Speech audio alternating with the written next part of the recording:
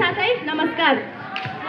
आज मिति 2082 साल 7 को महिना 28 गतेका दिन हाम्रा यसै गल्सी गाउँपालिका वडा नम्बर 5 बिर्तडाँडामा अवस्थित यसै विद्यालय श्री अमन्ता देवी माध्यमिक विद्यालयको प्राङ्गणमा भइरहेको वक्तित्व कलाको शीर्षक रहेको छ विद्यार्थी जीवनमा अनुशासनको महत्त्व।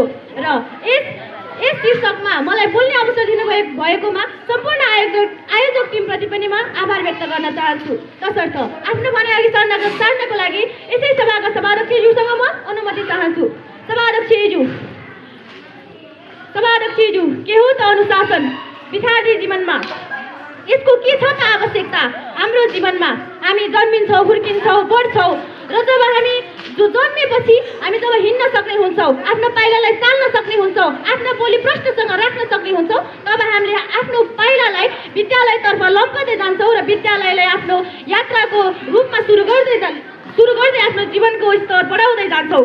जब हामी बढ्दै जान्छौँ, सिक्दै जान्छौँ र ठुलो हुँदै जान्छौँ, हामीले त्यति नै अनुशासन र शिक्षाको महत्त्वलाई पनि बुझ्दै जान्छौँ। हामी सानो हुँदाखेरि हामीलाई केही पनि थाहा हुँदैन के हो त अनुशासन भन्ने, शिक्षाले के दिन्छ, अनुशासनले के दिन्छ, केही पनि थाहा हुँदैन। हामी ठुलो भएर सिक्दै गएर हामी सबै कुराहरू थाहा पाउँछौँ। सभाध्यक्षज्यू, हामी एक कमलको फुल जस्तै हुनुपर्छ।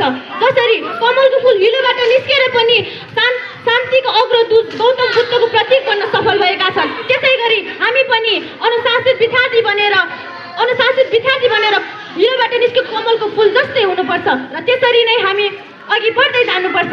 सभाध्यक्षज्यू, जसरी खेल्न पाउनु, नाच्न पाउनु, पढ्न पाउनु, लेख्न पाउनु हाम्रा बाल अधिकार हुन्, यसै गरी अनुशासनको पालना गर्नु पनि हाम्रा कर्तव्यहरू हुन्। हामीले आफ्नो कर्तव्यलाई बिर्सन हुँदैन।